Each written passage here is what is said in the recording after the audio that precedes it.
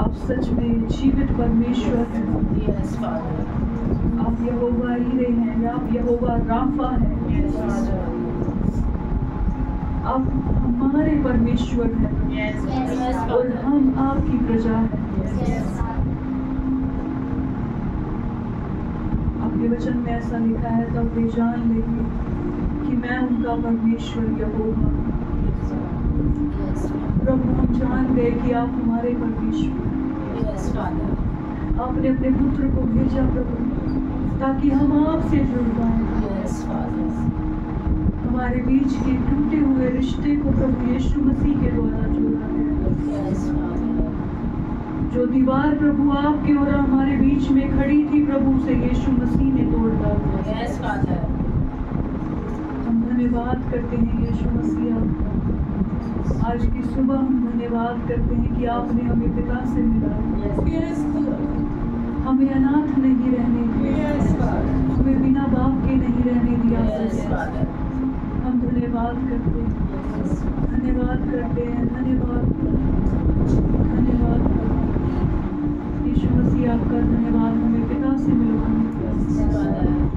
आपके वचन के लिए धन्यवाद जिसके द्वारा हम जीवित रहते हैं प्रभु। आपके वचन के लिए धन्यवाद प्रभु। Yes, आपके वचन में ऐसा लिखा है, धर्मी जन केवल रोटी ही से नहीं वरन परमेश्वर के मुंह से निकलने वाले हर एक वचन से जीवित रहते हैं। yes, yes, Father. प्रभु, हम धन्यवाद करते हैं, धन्यवाद प्रभु इस जीवन के लिए धन्यवाद जो आपसे हमें मिला है। उस उद्धार के लिए धन्यवाद प्रभु जो आप हमें देने जा रहे हैं। उस मुकुट के लिए धन्यवाद प्रभु जी जो हमारी दौड़ पूरे होने पर आप हमें देंगे। Yes, Father. पवित्र आत्मा आपका धन्यवाद, धन्यवाद हमारी अगुवाई करने के लिए। Yes, Father. हम घटते जाएं प्रभु और आप हमारे बीच में शुरू हो जाए प्रभु। Yes, Father. और ये बल से और शक्ति से नहीं हो सकता। हमें आपके आत्मा की आवश्यकता है प्रभु। Yes, Father. अपनी आत्मा की वर्षा यहाँ हम दे रहे हैं Yes, और पवित्र आत्मा के द्वारा प्रभु उस अंतिम बेदारी को हम देखने पाए। Yes, Father. धन्यवाद पिता, धन्यवाद। हर एक बात के लिए आदर, महिमा, जलाल हम आपको देते हैं और आगे के समय को भी आपको देते हैं। पवित्र आत्मा आपका कब्जा यहाँ पर हो और अद्भुत काम प्रभु जी यहाँ पर हो। धन्यवाद करते हैं। हर एक बात में आदर, महिमा, जलाल हम आपको देते हैं यीशु मसीह के नाम से। Amen. देखिए, हालेलुया। मेरी गवाही अभी पिछले कुछ दिनों की ही है और 4 साल पहले मैंने अपने किसी जानकार रिलेटिव को मैंने पैसे दिए थे। मेरे LIC के पैसे आए थे और जैसे ही वो आए थे तो मैंने अपने उस रिलेटिव को, जानने वाले को मैंने वो पैसे दे दिए। और जैसे ही मैंने दिए तो मेरे मन में एक बात आ गई। उन पैसों में से मैंने दान, दशमांश, भेंट सब कुछ निकाल दिया था पहले। और जैसे ही मैंने वो पैसे दिए तो मुझे मेरे मन में एक बात आ गई कि पता नहीं अब ये पैसे मिलेंगे या नहीं मिलेंगे, क्योंकि उस व्यक्ति के ऊपर मुझे कुछ खास भरोसा नहीं। कई बार ले लेते हैं और फिर वापस देते नहीं हैं। तो मेरे अंदर एक ये बात थी कि मैं कैसे मुझे पैसे मिलेंगे। 4 साल पहले के 4 साल पहले के पैसे, वो थोड़े भी नहीं थे, बहुत ज़्यादा थे। क्या हुआ कि मैंने 2-3 बार उस व्यक्ति से मांगने की कोशिश करी कि मुझे ज़रूरत है, मुझे कॉलेज में एडमिशन करवाना है, ये है वो है। तो हर बार ऐसे ही होता था कि ठीक है दे देंगे दे देंगे दे देंगे ऐसे करके। और ऐसे करते करते काफ़ी समय बीत गया, मुझे वो मेरे पैसे नहीं मिले। मैंने प्रभु के आगे एक बात बोल रखी कि प्रभु, जब मैंने आपके राज्य के लिए उसमें से दान, दशमांश, भेंट, भली वस्तु हमें सिखाने वाले को सहभागी किया है तो मेरे पैसे मरने नहीं चाहिए। मैंने ऐसी प्रार्थना करी कि प्रभु वो पैसे मेरे कहाँ गए, क्यों नहीं मुझे मिल रहे जब मैंने आपके राज्य में खोया है। पर हमारा परमेश्वर महान है, वो हर एक काम को सही समय पे करता है। और क्या हुआ कि देखते देखते बहुत समय हो गया, मेरी शादी भी हो गई, तब भी मैंने मांगने की कोशिश करी, मुझे ज़रूरत है, मुझे दे दो, नहीं दिए। उसके बाद मैंने उस व्यक्ति को दोबारा एक बार बोला। यहाँ पे संडे को कलीसिया में एक बात पास्टर जी ने बोली थी कि परमेश्वर हमारे लिए एक नई जगह को देने के लिए जा रहे हैं, कलीसिया के लिए एक नई और बड़ी जगह को देने के लिए जा रहे हैं। और जो उसके लिए बोना चाहता है वो परमेश्वर से प्रार्थना करे और अपने हाथ को खोले। तो उस दिन मेरे हृदय में ये बात आई कि प्रभु मुझे आपके राज्य के लिए बोना है, मुझे आपकी कलीसिया के लिए बोना है, और मुझे मेरे जो वो पैसे अटके हुए हैं मुझे वो चाहिए। उस दिन मैंने परमेश्वर के सामने एक मन्नत मांगी, प्रभु जो वो पैसे आएंगे उनमें से एक पैसा भी मैं अपने पास नहीं रखूंगी, मैं पूरा का पूरा आपके राज्य में बोलूँ, क्योंकि दुष्टों के हाथ में इस्तेमाल होने से कई गुना ज्यादा बेहतर ये है कि वो धन परमेश्वर के राज्य के लिए इस्तेमाल हो। मैंने उस दिन एक मन्नत मांगी कि प्रभु जी आपके राज्य में मैं बोलूंगी उस धन को, जो भी मुझे मिलेगा आप मुझे दिलवा दीजिए। मैंने उस व्यक्ति से यहाँ से जाने के बाद मैंने पास्टर जी से प्रार्थना करवाई, मैंने उस व्यक्ति को फोन किया कि भाई मुझे वो पैसे चाहिए और अर्जेंटली चाहिए। हम परमेश्वर के राज्य में कई बार जब काम करते हैं ना तो हम ये सोचते हैं अरे जब मिलेंगे तब मिल जाएंगे ये वो। मैंने वहाँ पे एक बात रखी कि मुझे अर्जेंटली चाहिए, मुझे अभी चाहिए। उस व्यक्ति ने मेरे को साफ मना कर दिया और यहाँ तक कि बहुत ही बुरा व्यवहार मेरे साथ उस दिन हुआ, मुझे बहुत बुरा लगा, रोना भी आया। मैंने परमेश्वर के आगे फिर वही बात रखी कि प्रभु जब मैंने आपके राज्य में बोया है तो फिर मुझे क्यों नहीं मिल रहा उसका प्रतिफल। और उस दिन फिर मेरे लिए प्रार्थना की गई और मैंने छोड़ दिया कि पता नहीं अभी ये मिलेंगे या नहीं मिलेंगे, पर मैंने प्रार्थना करी उस विषय के। उसके बाद क्या हुआ कि हमारे फैमिली में, मेरी फैमिली में कोई क्या कहते हैं प्रॉपर्टी का कुछ पैसा वगैरह मिलना था। और फिर मैंने अपनी फैमिली के आगे एक ही बात रखी कि जो पहले वाले पैसे हैं मुझे वो भी चाहिए और जो इस प्रॉपर्टी के पैसे हैं वो भी मुझे चाहिए। मैंने ये बात अपने परिवार के आगे रखी और उन्होंने भी ऐसे ही बोल दिया कि हाँ चलो ठीक है दे देंगे, ये है वो है, ऐसे करके। आप यकीन नहीं मानेंगे मेरे लिए वो समय इतना ज़्यादा कठिन था, क्योंकि मैं अपने परिवार वालों से मैंने कभी जिद करती नहीं की। मुझे जैसे वो बोलते थे कि बेटा ये नहीं है, ये मजबूरी है, ये समस्या है, मैं हमेशा वैसे ही चलती थी। मैंने कभी जिद नहीं करी, कभी जिद नहीं करी। और जब मैंने प्रार्थना की तो परमेश्वर ने मुझे एक वचन दिया कि युद्ध यहोवा ही का है और क्योंकि मैं लड़ूंगा तो मैं जीतूंगा। ये वचन परमेश्वर का मेरे पास पहुंचा और मैंने परमेश्वर के ऊपर विश्वास लगाया। मैंने पास्टर जी से प्रार्थना करवाई और मुझे डायरेक्शंस मिलनी शुरू हो गई कि कैसे जो तेरा जो हिस्सा है और जो तेरे पैसे हैं वो तुझे कैसे मिलेगा। मुझे वो डायरेक्शंस मिलने लग गई। जब डायरेक्शन मिली तो जब परमेश्वर की ओर से कोई आज्ञा आती है तो उसके लिए खड़े होना मेरे लिए बहुत असंभव था, बहुत मुश्किल था, बहुत कमज़ोर दशा में थी मैं वहाँ पे। क्योंकि हम जब अपने परिवार वालों को देखते हैं तो हम बहुत जल्दी पिघल जाते हैं, बहुत जल्दी कमज़ोर पड़ जाते हैं, पर हम परमेश्वर की योजना को नहीं देख पाते जो उसकी योजना हमारे लिए भलाई ही की है। और उस समय पे क्या हुआ, परमेश्वर की एक आज्ञा मेरे पास आई कि बेटा तूने किसी भी पेपर के ऊपर साइन तब करने हैं जब तेरे पास तेरी पूरी की पूरी पहले की भी पेमेंट और अभी की भी पेमेंट आ जाए, तब तूने साइन कर। आमतौर पे अगर आप बाहर देखोगे तो ये इम्पॉसिबल, ऐसा नहीं होता, ऐसा कहीं पे भी नहीं होता कि आप साइन बाद में करेंगे और पेमेंट आप पहले करेंगे। पर ये बात मेरे पास आई, जैसे ही आई तो मैंने जिसको मैंने पहले पैसे दिए हुए थे मैंने उनको बोला कि आप मेरे को पेमेंट पहले एडवांस में मेरे अकाउंट में भेजिए। उन्होंने मेरे को बहुत प्रेशराइज करने की कोशिश करी, हम कहाँ से लाएंगे, कैसे करेंगे, एकदम से कहाँ से लेके आएंगे, ये है वो है। मुझे भी मेरे मन में भी थोड़ा दुख आ रहा था कि कैसे ही होगा ये वो, बट जो इंस्ट्रक्शन मुझे मिली वो इतनी ज़्यादा स्ट्रिक्ट थी। प्रभु ने बोला टस से मत होना, जो मैंने बोला है उसी बात पे खड़े रहना है। प्रभु ने मेरी बहुत सहायता करी वहाँ पे खड़े रहने के लिए, यीशु मसीह का मैं धन्यवाद करती हूँ। और क्या हुआ कि पहले जो मैंने पेमेंट दी हुई थी वो पेमेंट मेरी आ गई, मेरे बैंक अकाउंट में आई। जब वो आई तो अब क्या हुआ, जो मेरे हिस्से के पैसे मुझे मिलने थे, जो प्रॉपर्टी के पैसे मुझे मिलने थे, वहाँ पे मुझे साफ साफ ये चीज़ दिख रही थी कि ये मेरे को इसमें से एक फूटी कौड़ी भी नहीं मिलेगी। मेरे से प्रभु ने पूछा बेटा तुझे क्या चाहिए? मैंने कहा मुझे पूरा का पूरा चाहिए, जो मेरा है वो मुझे चाहिए।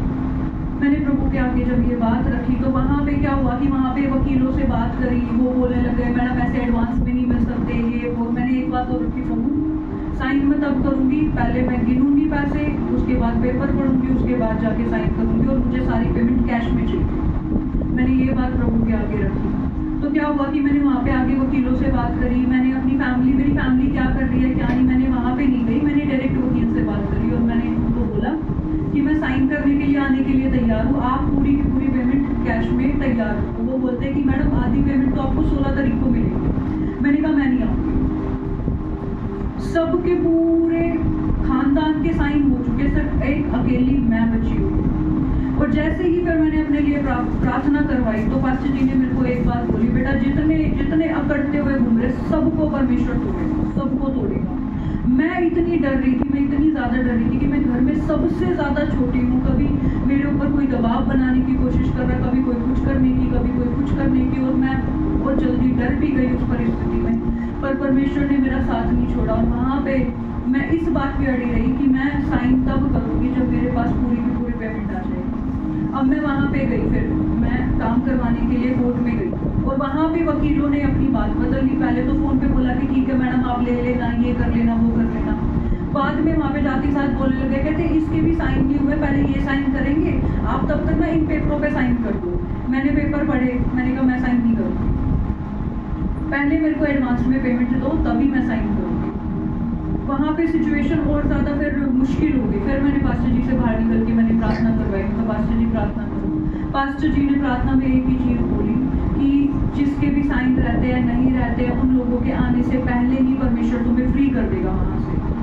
मैंने उस बात को स्वीकार किया और जैसे ही मैं अंदर गई तो वो जो वकील वहाँ पे बैठे हुए थे जो साफ मना कर रहे थे कि ऐसा हो नहीं सकता, हम कैश पेमेंट नहीं देंगे, हमारे पास चेक है, ये है, वो है, जो ऐसी चीज़ें बोल रहे थे, मैंने बस उनके सामने एक ही बात बोली कि बात ऐसी है, मैं बिना साइन करे भी वापस जा सकूँ, फिर तुम्हारा काम अटकेगा, ठीक है। इतना हियाव, जो लड़की अपने परिवार में कभी ये जिद नहीं करती थी कि मुझे ये चाहिए वो चाहिए, परमेश्वर ने इतना हियाव मुझे वहाँ पे खड़े होने के लिए दिया। मैं प्रभु का धन्यवाद करती हूँ।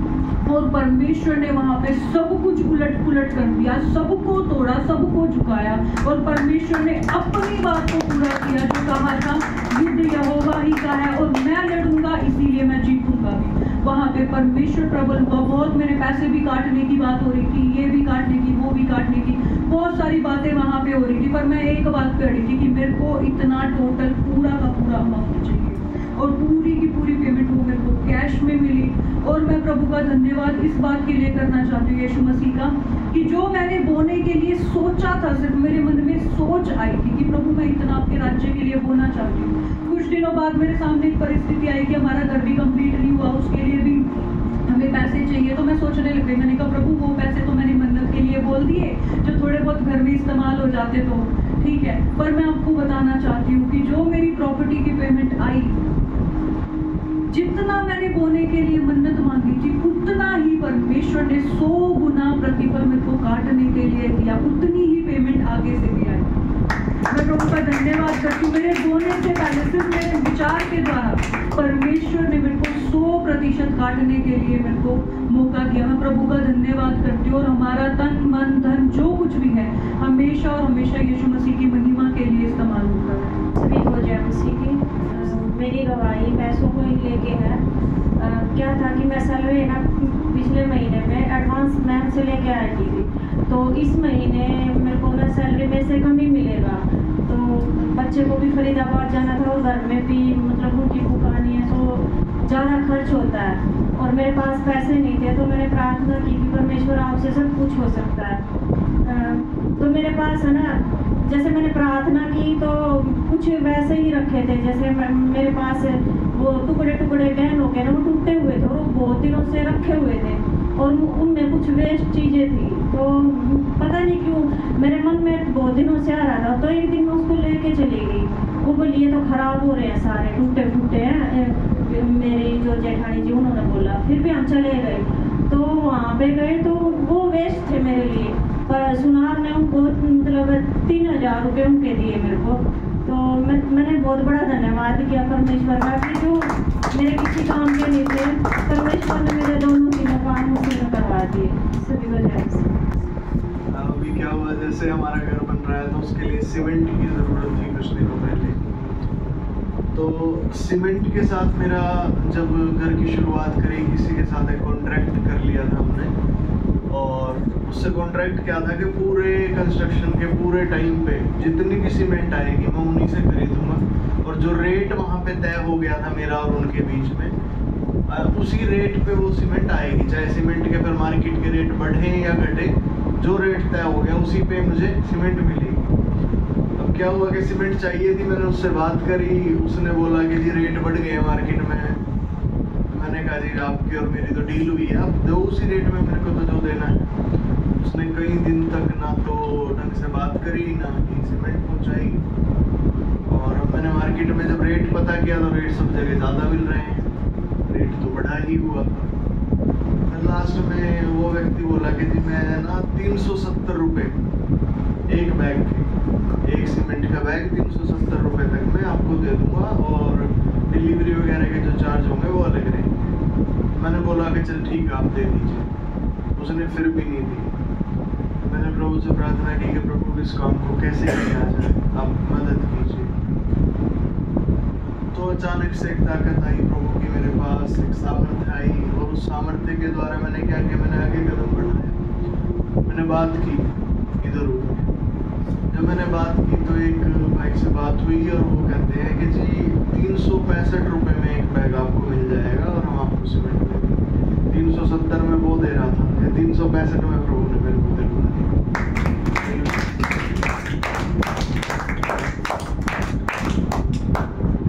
और उस समय मेरे पास ताकत नहीं थी।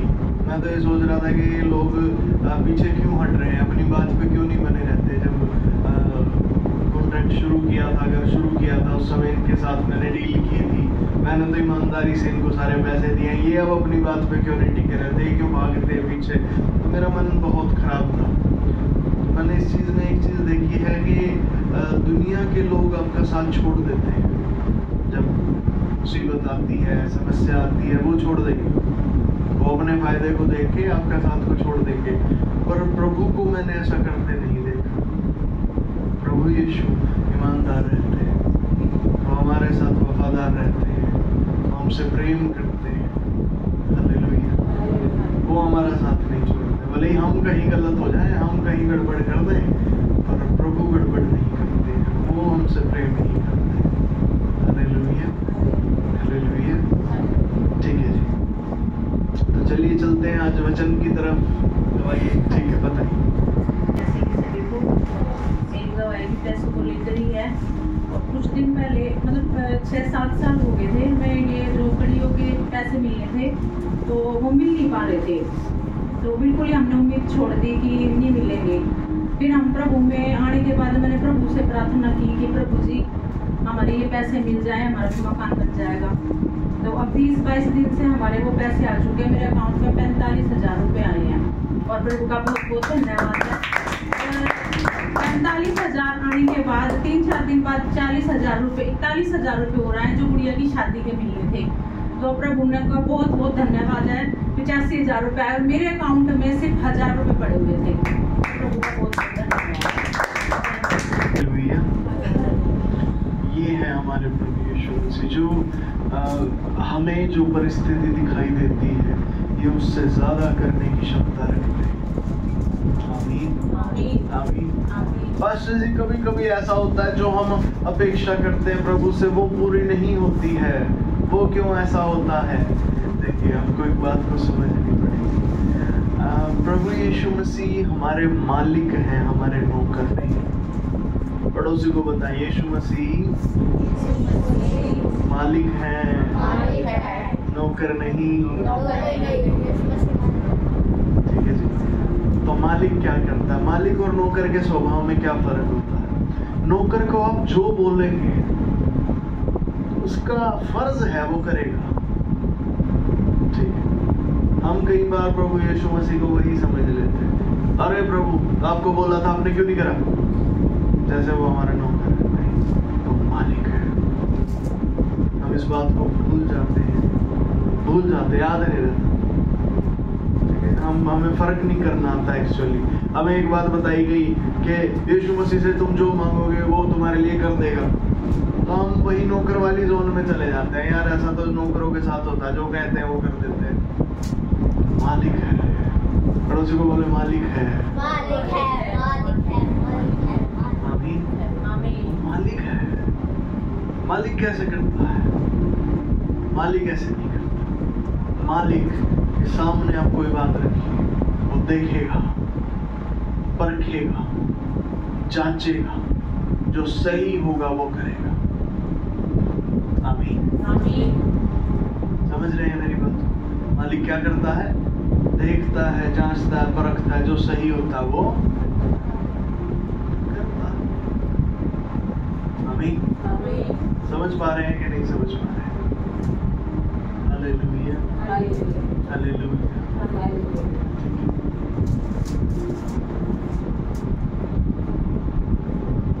उदाहरण, एक बड़ा अच्छा उदाहरण है। एक परिवार था, उसने क्या किया, उसने अपना ना जो घर था वो चेंज किया।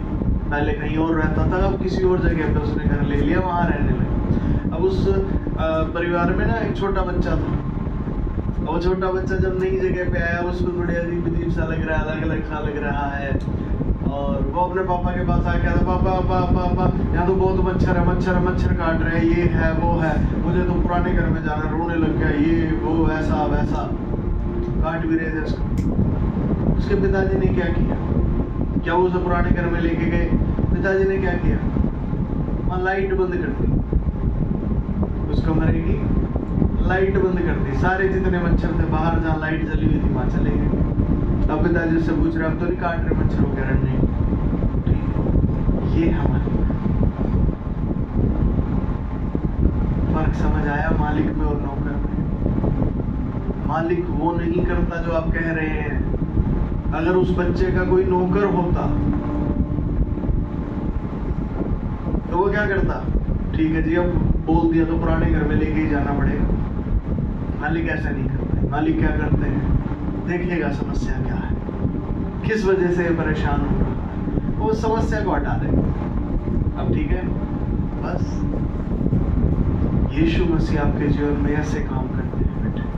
आपको कोई समस्या आ रही है, आपको लग रहा है कि ये समस्या ऐसे हट जाएगी, ये समस्या वैसे हट जाएगी, मैं आपको कुछ बताना चाहता हूँ, वो समस्या वैसे नहीं हटेगी जैसे तू सोच रहा है। छोटे बच्चे को क्या लग रहा है? पुराने घर में ले चलो मुझे, बस मच्छरों से बच जाऊंगा। चल ले चले, मान ले तेरी बात सुन के तुझे पुराने घर में हम ले चलते हैं, ठीक है? आप बच्चे को पुराने घर में ले गए, कितनी देर रखेंगे पुराने घर में? आना तो वापिस वहीं पड़ेगा, आना तो वापिस नए घर में ही पड़ेगा, और नए घर में फिर से वही समस्या जारी है। तो क्या करेंगे? आप कुछ नहीं कर सकते, आप फंस जाएंगे, उलझ जाएंगे। Hallelujah, hallelujah. समझ रहे हैं मेरी बात? वचन से देखते हैं। हमने प्रभु से बलवा किया, हमने प्रभु के साथ लड़ाई की, हमने प्रभु के साथ मन मुटाव कर लिया कि प्रभु आप तो करते ही नहीं हो, हमारा ये काम नहीं करते, वो काम नहीं करते। हमें प्रभु से क्षमा मांगनी है, क्योंकि वो हमारा नौकर नहीं। हमें इस बात को समझना है, वो हमारे साथ नम्रता से व्यवहार करता है, हमसे प्यार वाला व्यवहार करता है, पर नौकर नहीं है, वो मालिक है। हमें इस बात को समझना है। Hallelujah, hallelujah. और हमें उससे क्षमा भी मांगने के, प्रभु हमारी जिद के लिए माफी चाहते हैं, और अब आपकी मर्जी हमारे जीवन में पूरी करें। क्योंकि जब हम जिद्दी हो जाते हैं ना, तो हम अड़ जाते हैं कुछ बातों पे, नहीं प्रभु मेरी मर्जी पूरी होनी चाहिए, नहीं तो फिर मैं तेरी मर्जी भी पूरी नहीं करूँगा। हम ऐसे हो जाते हैं, हमारा ये काम होगा तब मैं तेरी सुनूंगा, ऐसे हो जाते हैं हम कहीं अंदर से, हमें पता भी नहीं है, ऐसे हो जाते हैं हम, और प्रभु के काम में रुकावट डालने लगते हैं। तो हमें क्षमा मांगने की जरूरत है। आमीन, आमीन। कितने लोग आज क्षमा मांगेंगे प्रभु से और उससे कहेंगे, आप प्रभु हम जिद्दी नहीं हो। Hallelujah, hallelujah. ठीक है जी, आइए एक वचन देखते हैं और उसके बाद फिर हम आगे बढ़ेंगे। लूका रचित सुसमाचार 12 अध्याय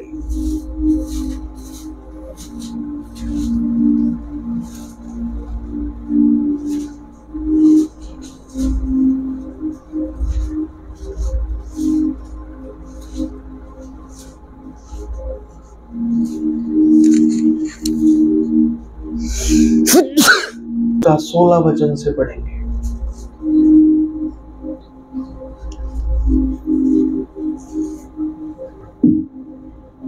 उसने उनसे एक दृष्टांत कहा, किसी धनवान की भूमि में बड़ी उपज हुई।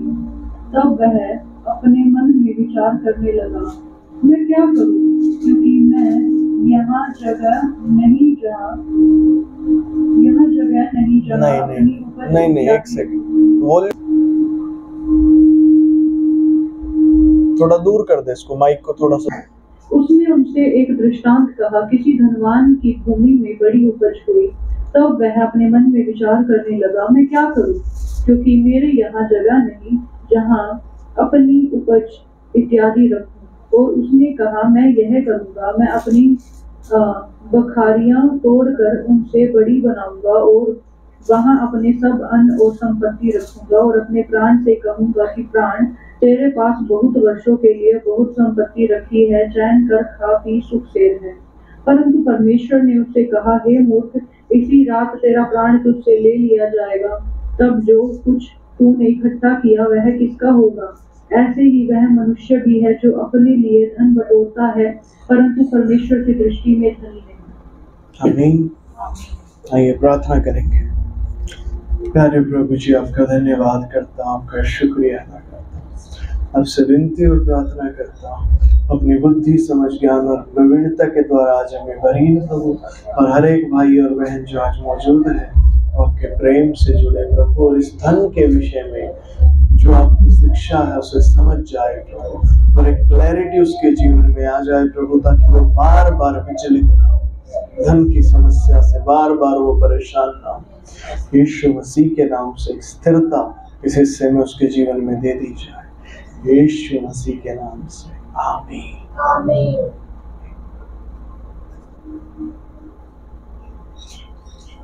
देखिए, यीशु मसीह ने अब एक दृष्टांत यहाँ पर सुनाया है, और वो कह रहे हैं किसी धनवान की भूमि में बड़ी उपज हुई। कोई धनवान व्यक्ति था, क्या हुआ, उसके खेत में, भूमि में बहुत उपज होगी। अब उपज इतनी हुई कि उसके पास तो रखने की जगह नहीं थी, और उसने क्या सोचा कि ठीक है, मैं ऐसा करूंगा, अपने जो मेरे बाड़ा है उसे तोड़ूंगा, उसे थोड़ा बड़ा बनाऊंगा, ताकि वहां पे अपनी सारी उपज को रख लूं। ज्यादा हुई थी। अब उसने कहा, मैं यह करूंगा, मैं अपनी बखारियां तोड़कर उनसे बड़ी बनाऊंगा और वहां अपना सब अन्न और संपत्ति रखूंगा, और देखना, और अपने प्राण से कहूंगा कि प्राण, तेरे पास बहुत वर्षों के लिए बहुत संपत्ति रखी है, चैन कर खा पी और सुख से रह। अब देखिएगा, वो बड़ा आनंद बना रहा है वहां पर कि भाई प्राण, तो अब चिंता ना कर, तुझे घबराने की जरूरत है, अब तो तू 10-20 साल आराम से बैठ के खाए, तब भी तेरे पास खत्म नहीं होगा, तो चैन से रह सकता है। क्योंकि हर समय एक वो हमारे ऊपर कई बार बनी रहती है, कहाँ से आएगा, कैसे कमाएंगे, कैसे कमाई होगी। आप समझ पा रहे हैं मेरी बात को? ठीक है, तो इस व्यक्ति ने ऐसा ही किया, इसके पास बहुत उपज दे दी गई इसको, है ना, और अभी आराम से बैठ के कह रहा है कि ओ चैन कर। अब देखिए, अब क्या होता है,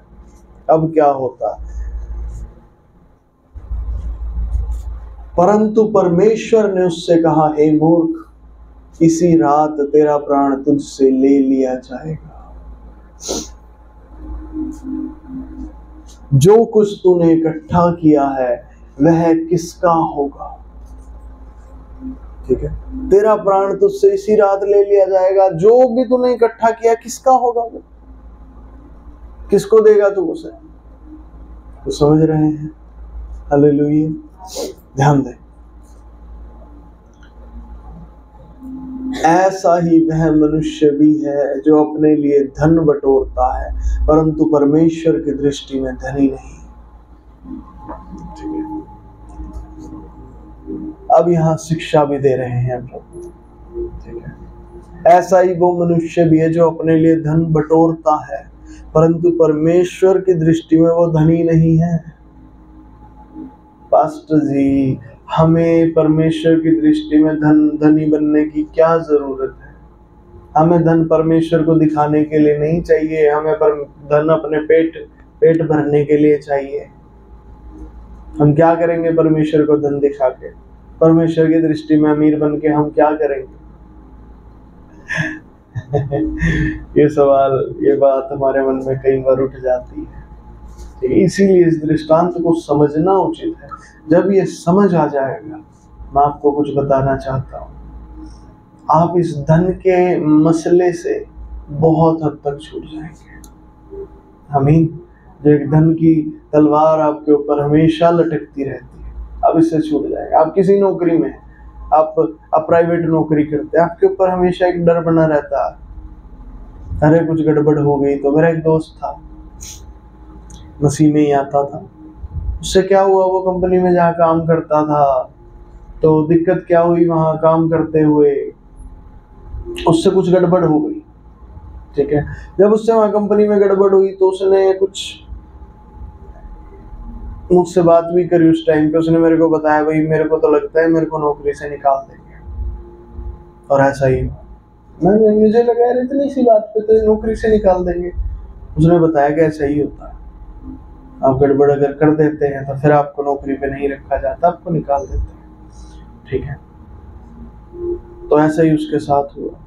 अब वो दूसरी जगह नौकरी करने लगा, पर वो तलवार उसके सिर पे लटकी हुई है, यहाँ गड़बड़ हुई तो फिर निकले, समझ रहे हैं। और तलवार इस चीज की नहीं है नौकरी से निकल जाए, तलवार इस चीज की है क्या खाएगा, क्या पिएगा, क्या कहाँ रहेगा, कैसे तेरा गुजारा होगा, समझ पा रहे हैं। फिर सरकारी नौकरी में आता, सरकारी नौकरी में भी ऐसे ही होता है, वहां भी ऐसे ही है। आपने कोई गलती कर दी, कोई गड़बड़ आपसे हो गई, आपके ऊपर तलवार लटकी है, आपके ऊपर तलवार लटकी है। किसी ने देखो बेशरम होना है तो वो हो सकता है, कहीं भी हो जाता है, वो तो प्राइवेट नौकरी में भी हो जाता है, सरकारी में भी हो जाता है, वो तो बेशरम होता है। उसको ना शर्म होती, ना लिहाज होती, ना किसी चीज का कुछ नहीं होता उसको दे छूट जाएगी और कुछ कर लेंगे, ये हो जाएगा वो हो जाएगा, वो करता फिरता है। वो उसकी बात मैं नहीं कर रहा, वो तो एक अलग कैटेगरी है, मूर्खों की कैटेगरी एक अलग है, मैं वहां की बात नहीं कर रहा, ठीक है। मैं एक आम आदमी जो एक सीधे स्वभाव से चलने वाला व्यक्ति, मैं उसकी बात कर रहा हूँ, ठीक है जी। तो एक तलवार लटकती रहती है, सरकारी नौकरी हो या प्राइवेट नौकरी। फिर आ जाते हैं अपने बिजनेस पे। हाँ जी, अपना बिजनेस, अपना काम सबसे बढ़िया। अरे नहीं, अपने बिजनेस में ये तलवार आपके ऊपर से हटती नहीं है। मतलब नौकरी में क्या होता है, या सरकारी हो या प्राइवेट हो, उसमें क्या होता है, जब तक आपको तनख्वाह मिल रही है तब तक ठीक रहता है मामला। तनख्वाह मिलने में थोड़ी सी देरी हुई तो गड़बड़ानी शुरू हो जाती है। अपने काम में क्या होता है, आपको जब पैसे मिल रहे हैं चाहे नहीं मिल रहे, तलवार हर समय लटकी रहती है। आज काम चल रहा है, क्या पता कल को ना चले, क्या पता ये हो जाए, वो हो जाए, ऐसा हो जाए, वैसा हो जाए। मेरी बात को समझ रहे हैं, ये डर हमेशा बना रहता है। पास्टर जी बात तो आप सही कह रहे हो, ठीक है, तो ध्यान से सुनिए, क्योंकि ये बात आपको तभी समझ में आएगी जब ये बात समझ आएगी। आमीन। चिंता कभी किसी को कोई रास्ता नहीं दिखाती। नहीं पास्टर जी, सोचेंगे नहीं, विचार नहीं करेंगे तो निकलेंगे कैसे समस्या से। सोच विचार करना तो जरूरी है।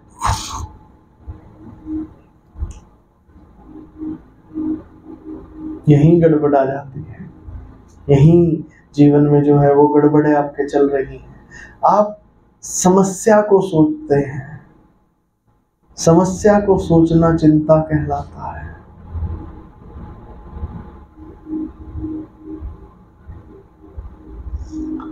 नीति वचन की पुस्तक में कोई मुझे बताएगा ये बात कहाँ लिखी हुई है?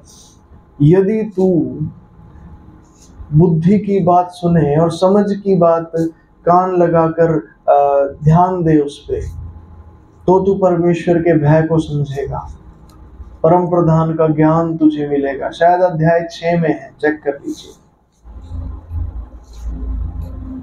मुझे जरा बताइए।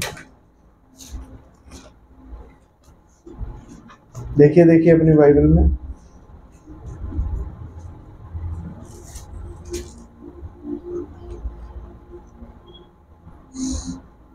नहीं, 6 में नहीं है।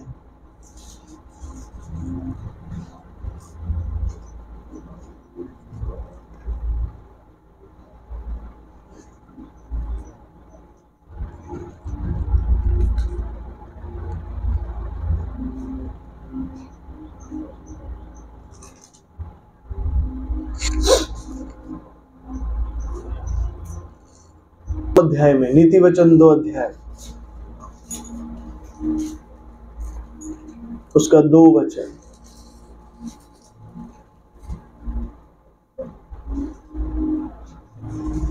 पढ़ देखो एक जन। और बुद्धि की बात ध्यान से सुने और समझ की बात मन लगाकर सोचे। और 5 वचन।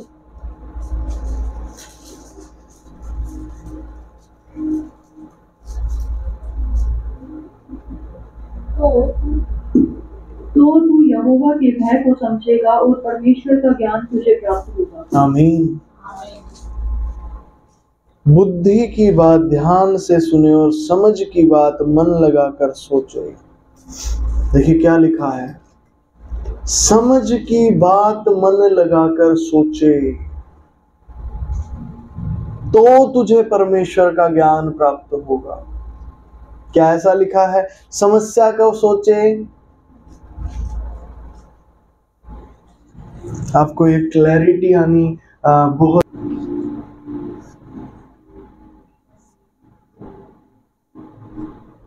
समस्या को सोचना,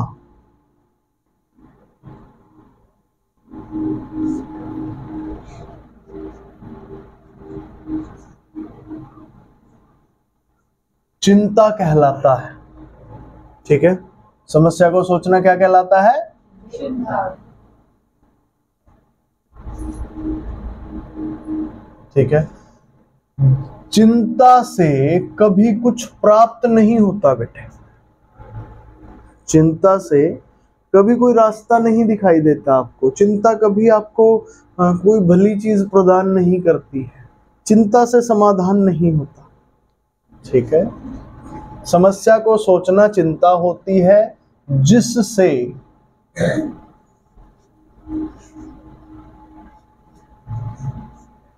समाधान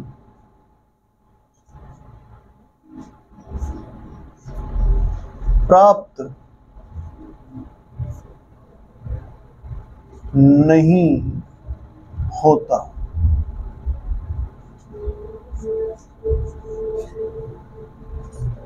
ठीक है जी, सभी ध्यान दीजिए, क्योंकि ये चिंता, कोई लोग कहते हैं मुझे टेंशन हो रही है।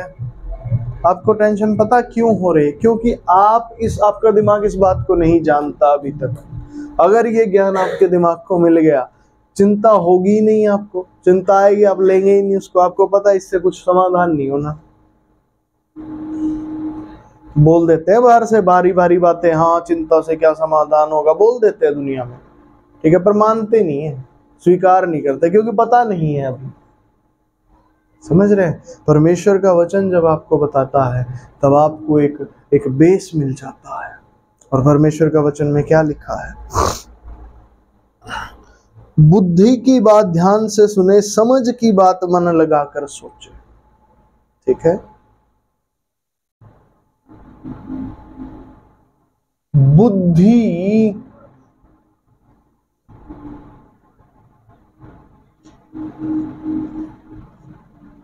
और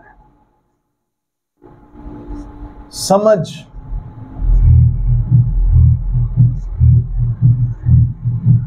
की बात, बुद्धि की बात को सुने और समझ की बात को सोचे।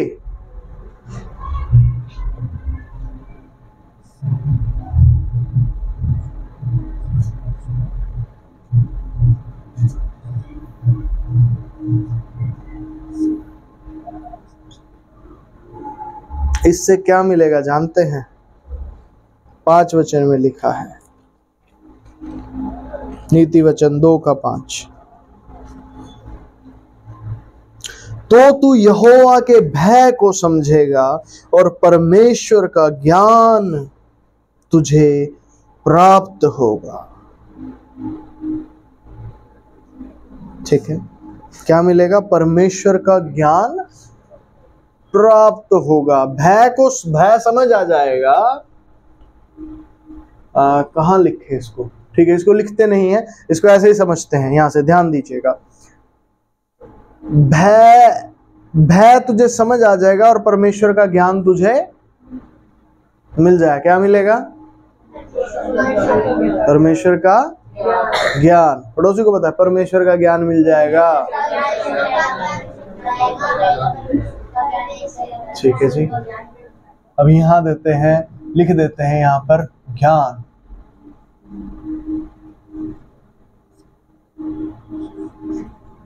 ठीक है, इससे क्या मिल जाएगा? आपको ज्ञान मिल जाएगा। ज्ञान से क्या फायदा है पास्टर जी? ज्ञान मिल के क्या हो जाएगा? हमें ज्ञान थोड़ी चाहिए, हमें तो समस्या का समाधान चाहिए। ध्यान दें, ये ज्ञान ही तेरी समस्या का समाधान है। 10 वचन पढ़े। क्योंकि बुद्धि तो तेरे हृदय में प्रवेश करेगी और ज्ञान तुझे सुख देने वाला लगेगा। हालेलुया। ज्ञान क्या देगा? सुख देगा। आप किसी समस्या में हैं, आप किसी समस्या में हैं। समस्या में आपको असल में चाहिए क्या होता है? समाधान चाहिए। समाधान क्या देता है?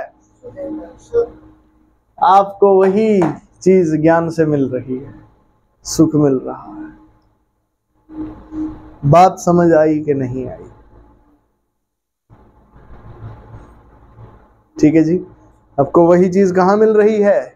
ज्ञान के द्वारा मिल रही है। समझ रहे हैं? समाधान भी सुख ही देता है ना। भाई समस्या आई, समाधान आया, फिर समाधान मिलते क्या मिल जाएगा? सुख मिल जाएगा। ठीक है, यहां जो आपको समझाया जा रहा है वो समझाया जा रहा है ज्ञान से भी सुख मिलता है। आपको मेन मतलब सुख से है या समस्या समाधान से है? पक्का पता है? पड़ोसी से पूछे, सुख चाहिए समस्या समाधान चाहिए?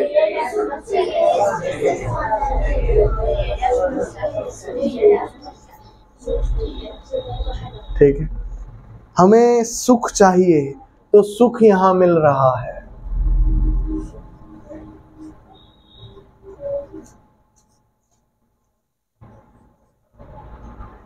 ठीक है जी। सुख कहां मिल गया? बुद्धि और समझ की बात को सोचने से ज्ञान मिलता है और ज्ञान से सुख प्राप्त होता है। ठीक है, इसको वचन का रेफरेंस लिख देते हैं, नीति वचन 2:10।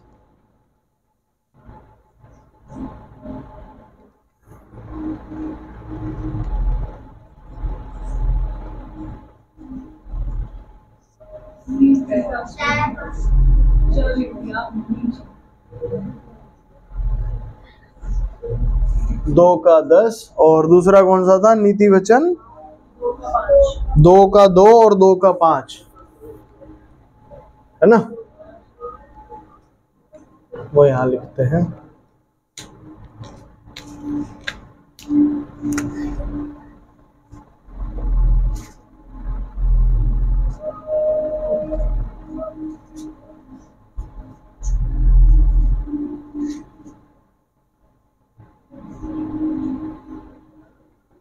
ठीक है, ये क्लियर है जी।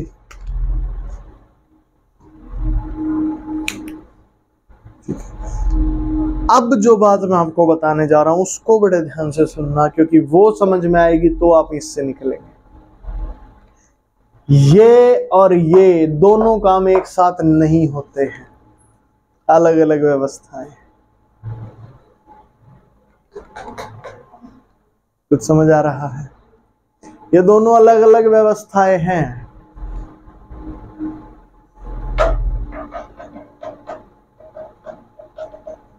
नहीं पास्टर जी, ऐसे कैसे आप कह रहे हो? समस्या आती है तो समाधान भी आ जाता है।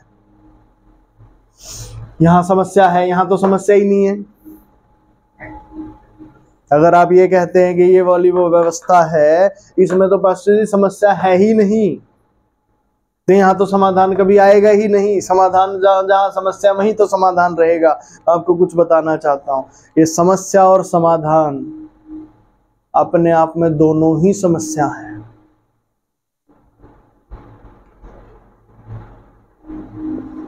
नहीं नहीं नहीं, अरे आपके पेट में दर्द हो गया,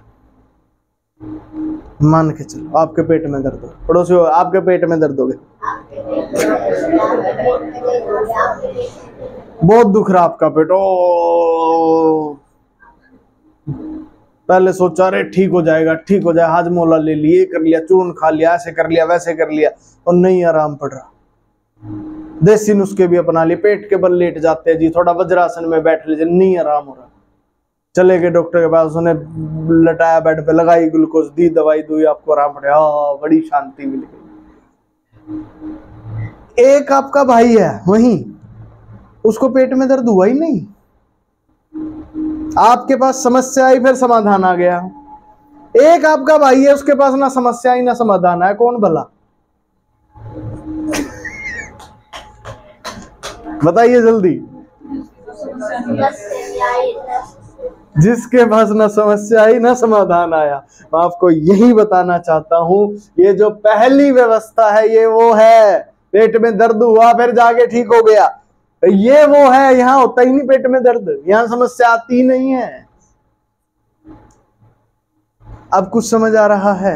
या तो यहां क्या होता है जी, यहां तो बेटे बुद्धि और समझ की बात को सुन, उसे सोच, उससे तुझे ज्ञान मिलेगा और ज्ञान तुझे सुख देगा। मान ले आपके पेट में दर्द हुआ, आप हुए दुखी, परेशान, फिर क्या हुआ, पेट का दर्द ठीक हो गया, आपको लगो हो सुख की प्राप्ति हो गई। क्या सच में सुख की प्राप्ति हुई है? जरा बताओ। जैसे हालात आपके पहले थे वैसे ही हो गए बाद में, सुख कहां मिला? आप तो वहीं के वहीं हैं। आपके जब पेट में दर्द नहीं हुआ था आप ठीक थे, पेट में दर्द हो गया, नीचे गिरे, पेट का दर्द ठीक हुआ, वापिस वहीं आ गए, ऊपर कहां उठे? नहीं जी, थोड़ा सा नॉलेज मिल गया। क्या नॉलेज मिला तुझे? हाँ जी, डॉक्टर के पास जाना होता है, जब पेट का दर्द हो जाता है डॉक्टर के पास जाना होता है, डॉक्टर ठीक कर देता है, ये नॉलेज मिला। अगली बार फिर जाइए तू, पिछली बार जिस दवाई ने आराम किया था अगली बार वो नहीं करेगी इधर को आराम, फिर नॉलेज बटोरना। ऐसे नॉलेज बटोरते बटोरते मर जाना, क्या फायदा तेरे नॉलेज बटोरेगा? तेरा लेवल तो वही रहा, तेरा ज्ञान तुझे कहीं नहीं पहुंचा रहा, तेरा नॉलेज कहीं नहीं पहुंचा रहा तुझे। बुखार हुआ, पैरासीटामोल का पता लग गया जी, वो ले लेंगे हम तो मेडिकल स्टोर से, डॉक्टर की फीस बच जाएगी। और बुखार तो होने क्यों दे रहा है? इसी में उलझा रहेगा सारा दिन। बुखार होगा फिर मैं पैरासीटामोल है, बुखार होगा फिर पैरासीटामोल लूंगा, इसी में उलझा रहा है तू। अरे थोड़ा बाहर आ जा बेटे, थोड़ा बाहर आ, इससे उसी लेवल पे ना रहे। तू बुद्धि की बात को सुन, समझ की बात पर मन लगा, उसे सोच, ज्ञान तुझे मिलेगा, सुख की प्राप्ति। तेरा लेवल ये था, तूने बुद्धि की बात को सुना, समझ की बात को सोचा और तुझे ज्ञान प्राप्त हुआ। अब देख तेरा लेवल वहां से कहां चला गया। समझ आया कि नहीं आया? क्योंकि यहां जो तुझे ज्ञान भी मिल रहा है ना, कि पेट में दर्द हुआ तो फलाना कर लो, ढिमकाना कर लो, बुखार हो गया तो ये कर लो, नुस्खे अपना लो, ऐसा कर लो, गला खराब हो गया जी, लौंग इलायची कूट के पी सुबह। ये तेरा जो ज्ञान है ये भी बीमारी का ज्ञान है, तेरा ज्ञान नहीं है ये जो तुझे ऊपर उठाएगा। ये तभी काम आएगा जब तू बीमार होगा। तुझे बीमार क्यों होना है? पढ़ना ही क्यों इस पचड़े में? थोड़ा बाहर निकलना, ऊपर आके ऐसी जगह पहुंच जा तुझे बीमारी ना मिले। हम स्वर्ग जाने की क्यों सोच रहे, क्यों प्रभु के साथ रहने? क्योंकि वहां नहीं है बीमारियां। असली सच में हाँ, ये सब चीजें नहीं है वहां पे। वहां श्राप ने और पाप ने खत्म नहीं किया है, वहां ये दिक्कतें नहीं आती बार बार। इसीलिए हम परमेश्वर के राज्य और धर्म की खोज कर रहे हैं, क्योंकि वहां ये सब चीजें नहीं है, वहां ये परेशानियां नहीं है मेरे बेटे। हालेलुया। इसीलिए इस पैटर्न में जाने की बजाय तू इस पैटर्न को अपनाना। समझ आ रहा है कि नहीं आ रहा? बड़े ध्यान से समझिए। आप ये वाला जो ज्ञान है ये बाहर भी मिल जाएगा आपको। ये इतना ज्ञान आपको बाहर मिल जाएगा। फिर जो बाइबल जानने वाले हैं इतना ज्ञान वो दे देंगे आपको, पर ये ज्ञान आपको कोई नहीं दे सकता परमेश्वर को छोड़ के। कौन सा पाशी? ये दोनों अलग अलग व्यवस्थाएं हैं। आपको यदि ये चाहिए तो इसमें आपको नहीं होना है, यदि आपको ये व्यवस्था चाहिए तो आपको इसे छोड़ना है। ये अलग अलग व्यवस्था है। दोनों दो किश्तियों में पैर रख के आप नहीं चल सकते, आपको इसे छोड़ना होगा। आप इस व्यवस्था से निकल जाइए और इस व्यवस्था में आ जाइए। Hallelujah, hallelujah. समझ रहे हैं, ये एक अलग व्यवस्था है।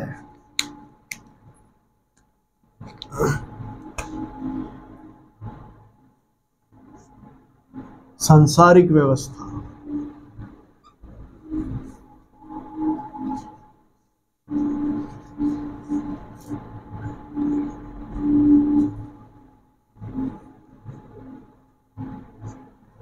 सांसारिक व्यवस्था, ठीक है जी। और ये एक अलग व्यवस्था है, ठीक है। इसको आप कह देते हैं ईश्वरीय व्यवस्था।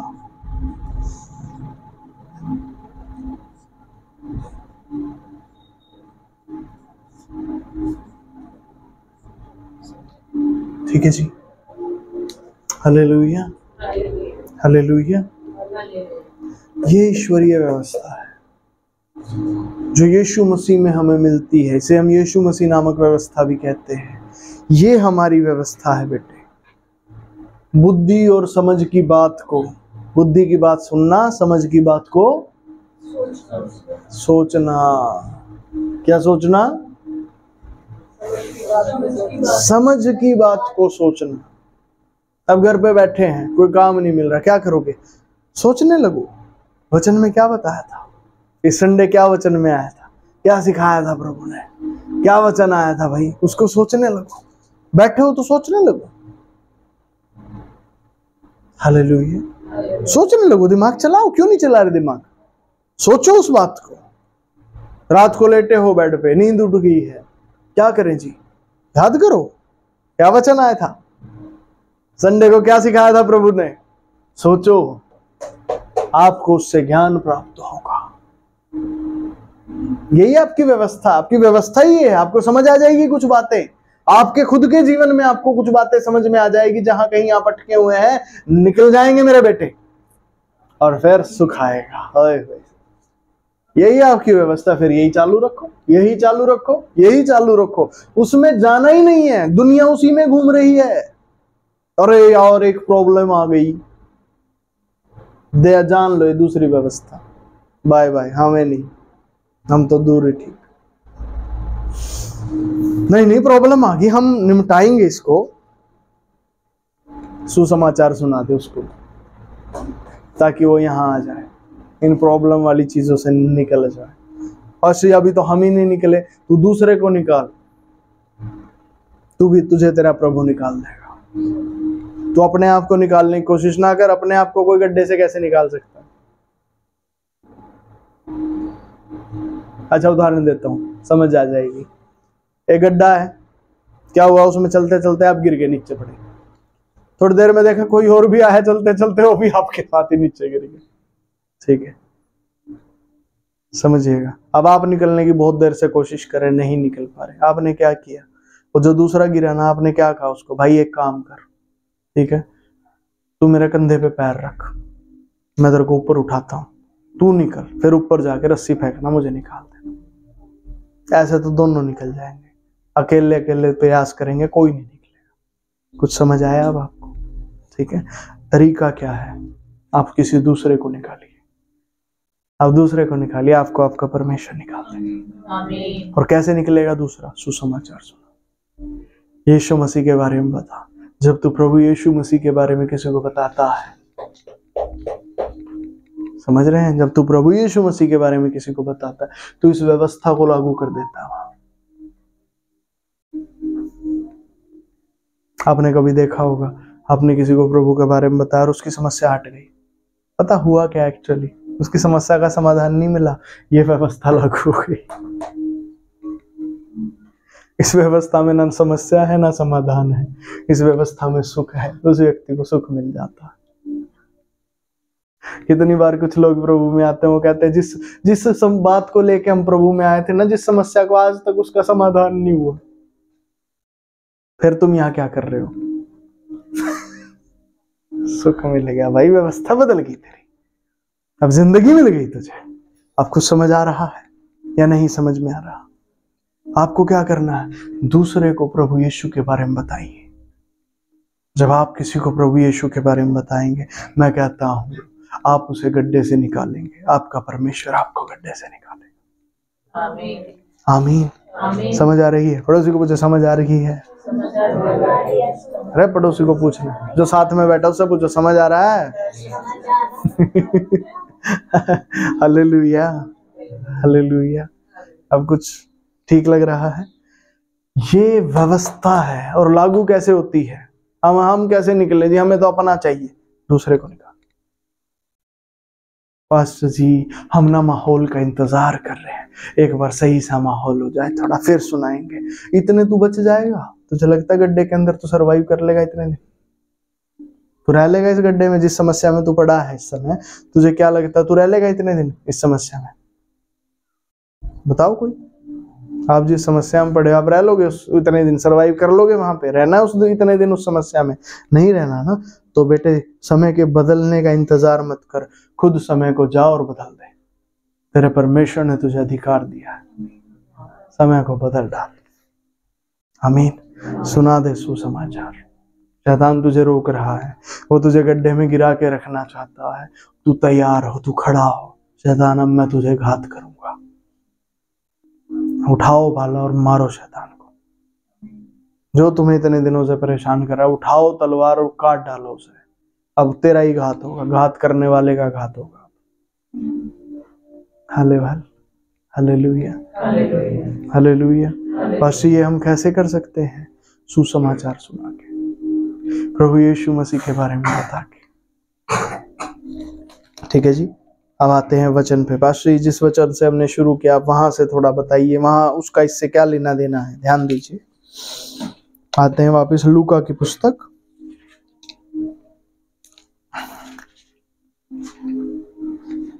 ये डायग्राम नंबर कौन सा बनेगा?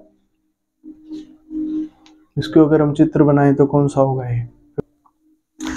पास्टर जी अब ये वचन कैसे समझ में आएगा जो आज हमें बताया गया लूका 12 अध्याय का? ध्यान दें। उसने उनसे एक दृष्टांत कहा, धनवान को किसी भूमि की में बड़ी उपज हुई। तब वह अपने मन में विचार करने लगा, मैं क्या करूं, क्योंकि मेरे यहाँ जगह नहीं जहाँ अपनी उपज इत्यादि रखूं। उसने कहा, मैं यह करूंगा, मैं अपनी बखारियां तोड़कर उनसे बड़ी बनाऊंगा और वहां अपना सब अन्न और संपत्ति रखूंगा। एक समस्या उस व्यक्ति के पास आई। समस्या क्या आई? उसके पास रखने की जगह नहीं है, पर उपज बहुत ज्यादा हो गई है। बस ये तो अच्छी समस्या है, ज्यादा धन मिल गया उसे। समस्या अच्छी और बुरी ऐसी ही लगती है कई बार। जब भी कोई दिक्कत आपके पास आती है ना, आपको क्या लगता है? ओह इतनी सी बात, अब ठीक हो जाएगी, अब कर दूंगा ठीक इसे। तो समझ आ रहा है? समस्या का पैटर्न है ये, वो आपको ऐसे ही फंसाती है। हर गड्ढे का पैटर्न है वो, आपके पैर को इसीलिए अपने अंदर लेके चला जाता है क्योंकि आपको ये लगे यार कुछ भी नहीं है। तो हर गड्ढे का ये पैटर्न है। हर गड्ढा आपको मीठा लगेगा। जब एक सिगरेट पीने वाला सिगरेट पीनी शुरू करता है ना, आपको पता क्या है? उसे अच्छा लगता है। हर गड्ढे का पैटर्न है ये। शराब पीने वाला जब शराब पीनी शुरू करता है ना, उसे अच्छा लगता है, चल थोड़ी सी पी लेते हैं दोस्तों के साथ, अरे मेरी इज्जत होगी। हाँ ये भी पीता है आजकल, तो ये भी लेने लग गया भाई, पैग वैग लेता है ये भी, है सुट्टे उट्टे मारता है ये भी। हर समस्या ऐसी होती है। जब एक बच्चा स्कूल में होमवर्क नहीं ना करके जाता क्लास में, जब उसकी होमवर्क ना करके जाने की शुरुआत वैसे ही होती है। कोई ऐसे ही दिखाने के लिए करता है, तो दूसरे दोस्तों को दिखाया, देख क्या है होमवर्क, हम नहीं करा करते होमवर्क, छोटा होके दिखाता वो। हर गड्ढे की शुरुआत लजीज होती है। हर समस्या ऐसी ही होती है। वो आपको सुखदाई लगेगी, अच्छी लगेगी आपको। व्यभिचार कोई आदमी करने लगता है, उसे पता है हाँ भाई ये व्यभिचार करना नहीं चाहिए, लजीज लगेगा उसे मजा आएगा करने में, ओ बड़ा आनंद आ रहा। चोरी सबको पता है गलत है, चोरी नहीं करनी चाहिए। चोरी करते टाइम आनंद आता है, मजा आता है भाई, अच्छा लगता है। ये गड्ढा है, ये गड्ढा है मेरे बेटे, तू करेगा चोरी, तुझे लगेगा अच्छा है, हाँ और गड्ढा है, तू गिरा तब देख तेरी कैसी कुटाई होगी। आप समझ रहे हैं? अच्छा लगता है उस समय पे, अरे क्या जरूरत है, होने दो ना, जब अपने आप सामने वाला लूट रहा है तो मुझे तो लूटने में क्या दिक्कत है। ना बेटे ना, मुझे गड्ढे में थोड़ी फंसना है, तुझे फंसना तू फंस, मैं नहीं लूटूंगा। कुछ समझ आ रहा है आपको कि नहीं समझ में आ रहा? भाई तुम्हें फंसना तुम फंसो, तुम अपने गड्ढे में पड़े रहो। एक बार ऐसा ही हुआ मेरे साथ कई बार हो चुका है ये चीज। मैं दुकानदार से सामान लेने के लिए गया, उसने दुकानदार ने क्या किया, सामान देने के बजाय मुझे ज्यादा पैसे वापस दे दिए। ठीक है, मैंने क्या किया, मैंने उसको वापस पकड़ा दिया, मैं भी ले पैसे वापस ले ले। कई बार ऐसे हुआ, मैंने उसको दे दी। तू जिस गड्ढे में पड़ा है, तू लूट रहा है, तू मुझे भी अपने साथ गड्ढे में घसीटना चाह रहा है, क्या मैं भी लूटना शुरू हो जाऊं? क्योंकि अगर मैंने एक बार चोरी की तो अब चोर मेरे घर में आ जाएगा। चोर के घर में ही चोरी होती है। अगर आप चोर हैं तो आपके घर में चोरी होगी, कोई नहीं रोक सकता उसे। चोर के घर में ही चोरी होती है, सुनी नहीं कहावत? ठीक है, चोर के घर में चोरी होती है बेटे। अगर आपने चोरी की है, अब आपके घर चोरी होगी। हालेलुया। तो किसी और के अंदर, किसी और के जीवन में कुछ गलत काम चल रहा है, आप उसमें सहभागी क्यों हो रहे हो? कोई सिगरेट पी रहा है, आपको कह रहा है लेवगा के ना भाई, तू मर रहा है, तू मुझे भी अपने साथ लेकर मरेगा। कुछ समझ आ रहा है? फ्री में पिलाएगा अगला आपको, पैसे नहीं लेगा कभी। शराब पिलाने वाला भी ऐसे ही करेगा, शुरू में पैसे नहीं मांगते ये लोग। शुरू में अरे यार पी ले, चल कोई नहीं मैं पिला रहा हूं आज, चल पी ले। आपको भी लगा यार बड़ी अच्छी मित्रता, पैसे भी नहीं ले रहा मेरे से, है ना, सिगरेट भी फ्री में पिला दी मेरे को तो इसने। मैं आपको कहता हूं ड्रग्स वाले भी ऐसा ही करते हैं, जो ड्रग्स खिलाते पिलाते किसी को फ्री में खिलाएंगे, शुरू गड्ढे में गिर गए फिर लूटेंगे आपको, और आप पागल हो जाओगे, आप सब कुछ बेच बाच के भी वो नशा करोगे। ये व्यवस्था है। समस्या को सोचना, चिंता, जिससे समाधान प्राप्त नहीं होता। इस व्यक्ति के पास भी यही समस्या आएगी, बहुत सारा धन आ गया, अब समस्या क्या है, कहाँ रखूं इसे? अब कहता मैं काम करूंगा, बड़ा बाड़ा बनाऊंगा और वहां अपनी संपत्ति रहो और अपने प्राण से कहो चैन से रह। और वहां यीशु मसीह ने बताया, परमेश्वर ने इसको कहा आज रात ही तेरा प्राण तुझसे ले लिया जाएगा। आपके साथ यही होता है इस व्यवस्था में, समस्या को सोचना, चिंता और फिर मृत्यु, और आप कंगाल रह जाते हैं। परमेश्वर की दृष्टि में आप बेकार रह जाते हैं। आप इस लेवल पे थे, इसी लेवल पे रह जाते हैं और आपका जीवन इस पृथ्वी पर पूरा हो जाता है। क्यों? क्योंकि आप इस समस्या समाधान इसी में फंसे रह जाते हैं। आपकी उम्र ऐसे ही निकल जाती है, खा जाएंगे आपका सारा समय, खा जाएंगे। जबकि आपको पृथ्वी पर परमेश्वर ने इसलिए नहीं भेजा था, इसलिए भेजा था कि तू परिपक्व हो जाए, तो मैच्योरिटी को हासिल करे, ताकि मेरे साथ रह सके। आपको इस व्यवस्था को छोड़कर इस व्यवस्था में आना है बेटे। ध्यान दें यहाँ क्या लिखा है। ऐसा ही, किस वचन में पढ़ता हूं, ऐसा ही वह मनुष्य भी है जो अपने लिए धन बटोरता है परंतु परमेश्वर की दृष्टि में धनी नहीं। अब समझ आएगी ये बात आपको। वो मनुष्य है, ध्यान दे सभी, मेरी तरफ ध्यान दे। ऐसा ही वो मनुष्य है जो अपने लिए धन बटोरता है। ये समस्या समाधान, समस्या समाधान, समस्या समाधान, ठीक है। ये वो व्यवस्था है जिसमें आप अपने लिए धन बटोरते रहते हैं। परेशानी आई धन बटोरो, परेशानी आई धन बटोरो, परेशानी आई धन बटोरो। ये वो व्यवस्था है। और इस व्यवस्था में क्या होता है, ध्यान दे, 32 वचन से पढ़े। छोटे झुंड मत डर, क्योंकि तुम्हारे पिता को यह भाया है कि तुम्हें राज्य दे। अपनी संपत्ति बेचकर दान कर दो और अपने लिए ऐसे बटुए बनाओ जो पुराने नहीं होते। हाँ, बस। अपनी संपत्ति बेचकर दान कर दो, अपने लिए ऐसे बटुए बनाओ जो पुराने नहीं होते। पास्टर ये काम तो हमसे नहीं किया जाएगा, थोड़ी सी है उसको भी बिकवा दोगे पास्टर जी, ऐसे ना कर, कहना मत, कह ही मत देना पास्टर, ये बात बिल्कुल मत बोलना आज कलीसिया में, नहीं तो बोझ पड़ जाएगा हमारे ऊपर, आगे आ जाएगी, हमसे मानी नहीं जाएगी। अरे मतलब समझ बेटे, अपनी संपत्ति बेचकर क्या लिखा है, दान कर दो। तुम्हारी संपत्ति ये है, ये पहली व्यवस्था, ये तुम्हारी संपत्ति है। क्योंकि तुम्हें क्या लगता है, आज तक जितनी समस्याएं सबसे निपट लिया मैं, इतना एक्सपीरियंस हो गया मेरे को, इतने साल हो गए मेरे को इस धरती पे झक मारते हुए, इतना ज्ञान आ गया मेरे पास, अब इसको थोड़ी छोड़ूंगा, जो नए ज्ञान की तरफ जाऊंगा।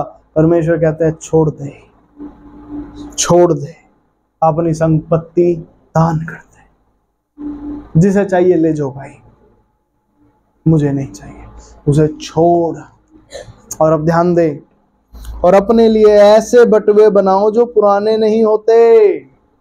ऐसे बटुए जो कभी पुराने नहीं होंगे। ये तो पुराने होंगे, इनका तो आपको पहले से ही पता है। अरे देख कितने पुराने, इतना एक्सपीरियंस हमें, ये है वो है, ऐसा है वैसा है, कहता ना, सुना ना, इतने साल हो गए इस धरती पे, हमें बहुत ज्ञान है, बहुत अकल है, ये है वो। ये पुराने बटुए छोड़ दो, नए बनाओ। पास्टर जी ये नए कैसे, थोड़े दिन में ये भी पुराने हो जाएंगे? नहीं होंगे, यही तो बात है। आप कलीसिया में आ जाए हैं, आप आज से 5 साल पहले जब आपने कभी वचन सुना होगा, वचन उस दिन भी नया था जब आपने सुना, आज सुन रहे आज भी नया, ये हमेशा नया रहता है। हालेलुया।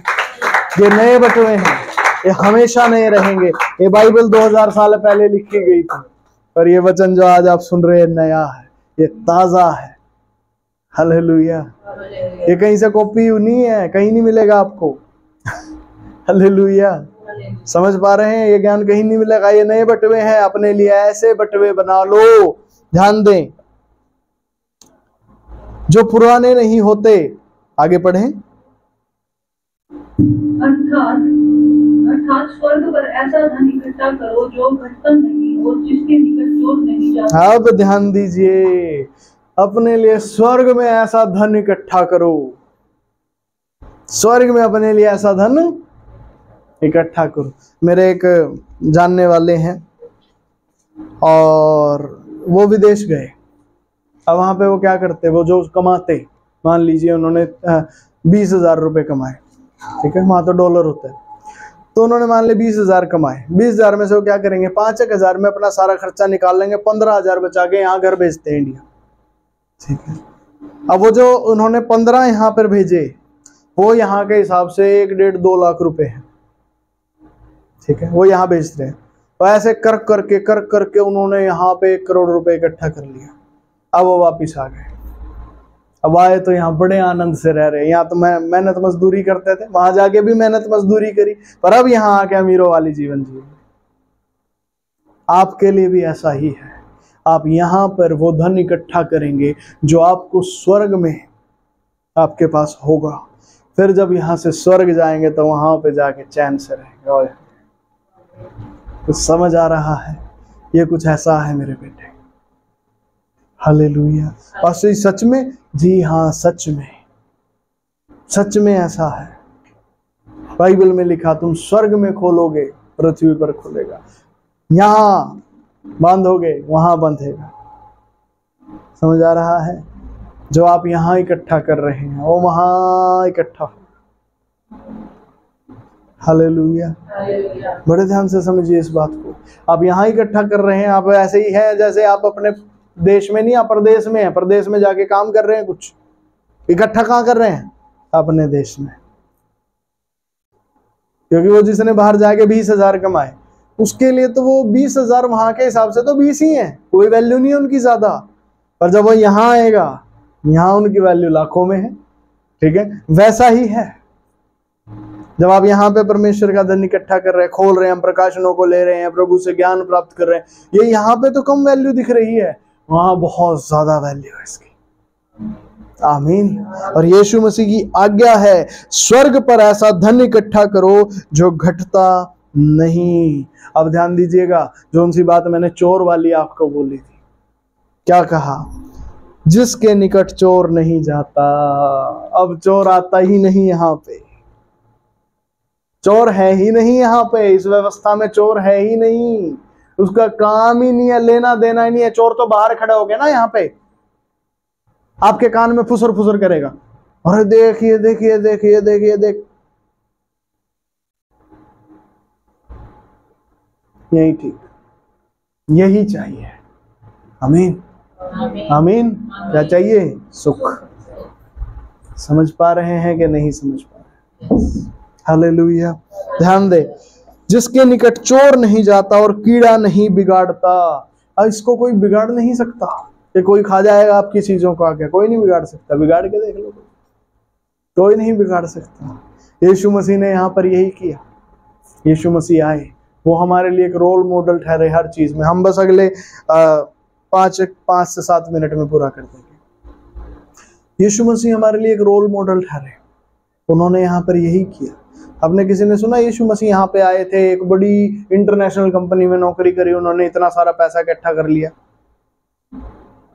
बहुत कमाते थे यीशु मसीह, 1-1 करोड़ कमाई थी उनकी, तो पैकेज था उनका साल का 1 करोड़ का। सुना किसी ने ऐसे? नहीं सुना? ठीक है। क्या सुना उसके बारे में? कि उसने प्रभु के राज्य का प्रचार किया, उसने उसके विषय में शिक्षा दी। हालेलुया। उसने लोगों को परमेश्वर के राज्य के विषय में बताया। आज आपको क्या कहने के लिए कहा जा रहा है कि आप प्रभु के राज्य के विषय में सबको बताएं। पड़ोसी को बोलो, प्रभु के बारे में सबको बताओ।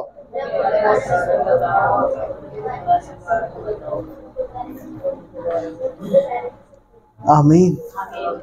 पसीना माहौल नहीं होता, प्रार्थना करो, जहां जाओ प्रार्थना। प्रभु मुझे नहीं पता, तेरा सुसमाचार सुनाना ही है इस जगह पे, तेरा सुसमाचार सुनाना है इस जगह पे। मुझे नहीं पता प्रभु, दे मेरे को रास्ता, निकाल, दिखा मेरे को, कैसे बताऊं तेरे बारे में, कैसे बताऊं। कहीं गए हो, किसी की मरे पे गए हो, वहां सुनाओ।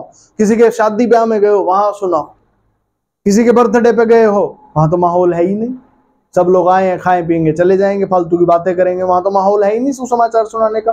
धार्मिक माहौल आपको कहीं नहीं मिलेगा, बनाना पड़ेगा, आपको बनाना है ये माहौल।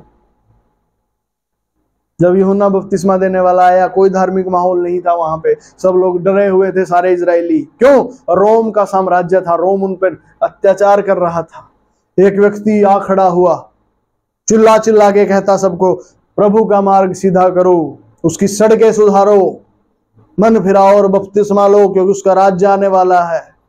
सब लोग ऑलरेडी डरे हुए, ये आदमी कैसी बातें कर रहा है, हमें धर्म नहीं चाहिए, हमें कोई ऐसा राजा चाहिए जो इस क्रूर राजा से हमें बचा ले। धर्म के लिए, धार्मिकता के लिए, परमेश्वर के राज्य के लिए माहौल आपको बनाना पड़ता है। हमें नहीं आता, मुंह तो खोल, प्रार्थना कर और मुंह खोल और देख माहौल बनेगा। समझ आ रहा है? प्रार्थना कर, मुंह खोल, देख। बहाने बनाने हैं तो बनाता रहा, पूरी जिंदगी बना, कोई नहीं है फिर तेरा, भूल जा। अगर तुझे बहाने बनाने, नहीं ऐसे नहीं होता है, मूर्ख है तू, और इससे ज्यादा कुछ नहीं। करके दिखा। यीशु मसीह ने करके दिखाया, यूहन्ना बपतिस्मा देने वाले ने करके दिखाया। फिर जो चेले थे वो भी डरे हुए थे सारे, उनको भी यही था जैसे आपको होता है, कैसे कैसे कैसे कैसे करके दिखाया उन्होंने। आमीन। करके दिखा, करके दिखा, तब तेरी वैल्यू होगी। करके दिखा, एक कंपटीशन हो जाए कि मैंने इतने आत्माएं बचाई, एक कंपटीशन हो जाए, मैंने इतनी आत्माओं को स्वर्ग राज्य में मैं ले आया, एक कंपटीशन हो जाए। हालेलुया। और मैं कहता हूं आपका सुख रुकेगा नहीं, बढ़ता जाएगा। आमीन। क्योंकि जैसे जैसे आप किसी को बताओगे, वैसे वैसे आप उसे पकड़ कर निकालोगे उसकी समस्याओं से। जैसे जैसे आप उसे निकालोगे, इस व्यवस्था में लेकर आओगे, आप बुद्धि और समझ की बात को सोच पाएंगे, और वैसे वैसे सुख आपको मिलता जाएगा। आमीन। हालेलुया। ध्यान दे, क्योंकि जहां तुम्हारा धन है वहां तुम्हारा मन भी लगा रहेगा। अब बात को ध्यान से सुने। जहां तुम्हारा धन है, यदि तुम्हारा धन ये पहली व्यवस्था में है, पहली व्यवस्था का अंत जो सांसारिक है, नरक है, तुम्हारा मन भी नरक की ओर लगेगा, तुम वहीं जाओगे, तुम खुद को रोक नहीं पाओगे उस गड्ढे में गिरने से। और यदि तुम्हारा मन ईश्वरीय व्यवस्था पे लग गया तो तुम खुद को रोक नहीं पाओगे स्वर्ग जाने से। कौन सा चाहिए? स्वर्ग वाला चाहिए, नरक वाला चाहिए? पक्का है। Hallelujah, hallelujah. तो मैं कहता हूं बेटे, अपने लिए स्वर्ग में धन इकट्ठा करना शुरू करो। आमीन। सुसमाचार सुनाना शुरू करो, ज्यादा से ज्यादा, अपने अपने लेवल पे, मेरे को दिखाने के लिए नहीं, अपने लिए। आपको आपके जीवन में एक चीज आई है, एक बात आई है, मैं कहता हूं उसे पूरा करो अपने लेवल पे। पास्टर जी कैसे करेंगे? पास्टर जी को नहीं पता, भूल जाओ पास्टर जी को। आप देखो कैसे करोगे, या आपको देखना, आपको करना। आमीन, हालेलुया, हालेलुया। तो पिछली बार एक बहन का उदाहरण दिया था ना मैंने, जिसके अंदर दुष्ट आत्मा थी और फिर उसने दुष्ट आत्मा निकाल ली दूसरे की, ठीक है। अब जब वो चर्च में आई ना दुष्ट आत्मा निकाल के, तो पास्टर उससे पूछ रहे, डर नहीं लगा तुम्हें? वो कहती क्या डर, दुष्ट आत्मा ही तो थी। डरना कैसा, मेरे अंदर भी रहती थी। कुछ समझ आ रहा है आपको? तो ये ना सोचिए कि पास्टर पहले करेंगे फिर हम करेंगे। यीशु मसीह ने कर दिया, वो आपका मुख्य पास्टर है, आप उसकी भेड़े हैं। हालेलुया, उसने करके दिखा दिया, अब आप कीजिए अपना अपना तरीका, सबका अपना अपना। उस बहन का अपना ही तरीका था। दुष्ट आत्मा एक पैर उस पैर पे, एक पैर उस पैर पे, भाग कहाँ भागेगी? उछलती फिर रही थी वो लड़की दूसरी, उसके एक पैर पे एक पैर रखा, दूसरे पैर पे दूसरा पैर आया, दोनों हाथ पकड़ लिए। अब बोल कहाँ भागेगी? अब निकल यीशु के नाम से। लड़की को मैंने पकड़ लिया, दुष्ट आत्मा तू निकल। उसका अपना तरीका है, दुष्ट आत्मा नहीं। आपका अपना तरीका है किसी को प्रभु के बारे में बताने का और निकाल लेने का। हालेलुया। अब मसीह में हमारे एक ना बाबा जी हैं, अगर प्रभु ने चाहा तो आपसे मिलवाएंगे उन्हें। इतनी बड़ी बड़ी दाढ़ी रखते हैं, वो मथुरा में रहते हैं, ठीक है। भगवा वस्त्र पहनते हैं, ऑरेंज कलर के कपड़े वही पहनते हैं, बाबाओं के बीच में ही रहते हैं और बाबाओं को शुभ समाचार सुनाते रहते हैं। उनकी सेवा ही ऐसी है, प्रभु ने ऐसी सेवा दी है। हालेलुया। आप किसी बाबा को जाके सुनाएंगे, वो आपकी नहीं सुनेगा। अब अपने लोगों को सुनाएंगे, वो सुनेंगे। वो बाबा जब बाबा को जाके सुनाता तो वो बाबा लोग उसकी सुनते हैं। आप समझ रहे हैं? हर किसी को अपनी सेवा दी है, आपको अपनी सेवा मिली है भाई। हालेलुया,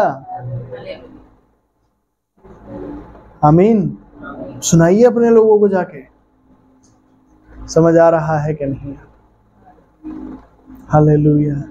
अब अपने लोगों को सुनाइए जाके, जो आपके लेवल के हैं, जो आपके सर्कल के हैं। वो आप ही की सुनेंगे, वो मेरी नहीं सुनेंगे। अगर मैं आके उनको सुनाऊंगा, मेरी नहीं सुनेंगे, वो आपकी सुनेंगे। हालेलुया। वो आपके दोस्त हैं, वो आपके सगे संबंधी, उन्होंने आपको जाना है, वो आपके जीवन को देख रहे हैं, उन्होंने आपके जीवन को देखा है, वो सुनेंगे आपकी। हालेलुया। और कोई ना भी सुने तो उनके सिर की बात उनके ऊपर, आपका क्या लेना देना? आपका काम पूरा हुआ, आपने सुनाया, आपको सुख मिलेगा। Hallelujah, hallelujah, hallelujah, hallelujah.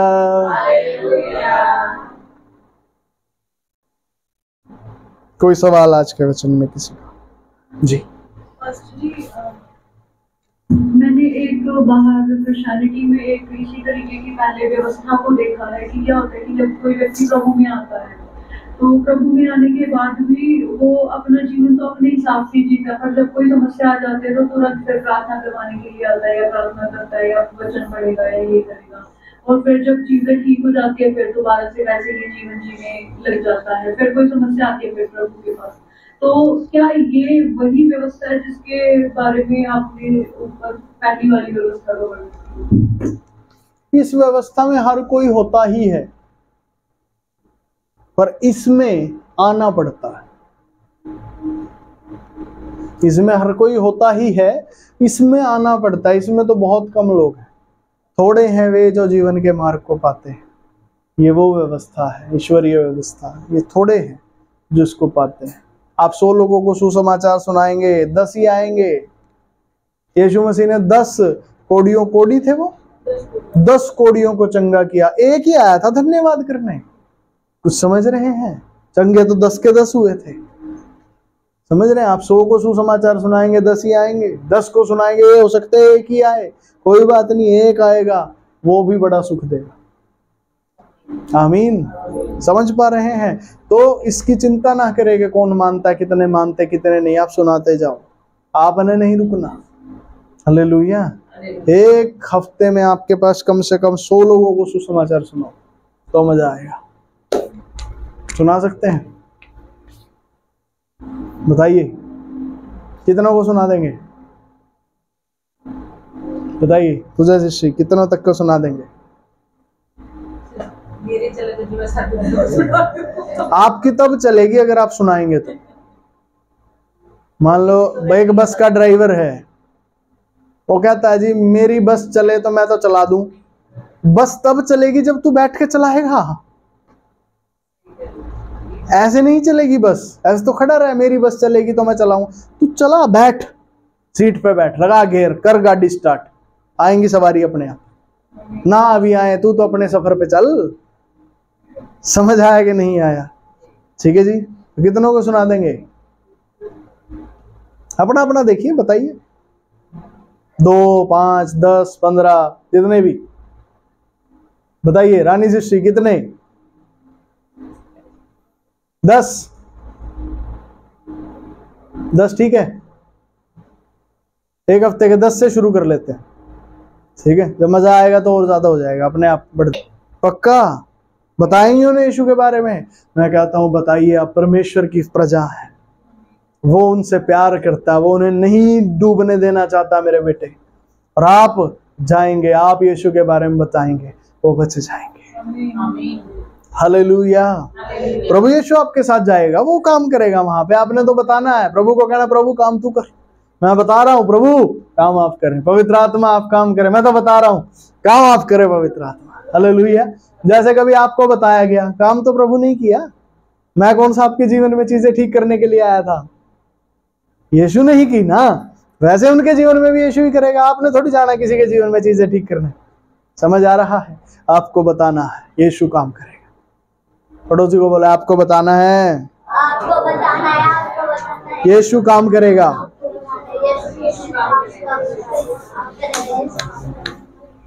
आमीन। ठीक है जी, आइए प्रार्थना करते हैं। और कोई सवाल किसी का तो पूछ सकते हैं, अपने स्थानों में खड़े होंगे। धन्यवाद प्रभु जी, धन्यवाद प्रभु जी, धन्यवाद, धन्यवाद प्रभु जी, धन्यवाद।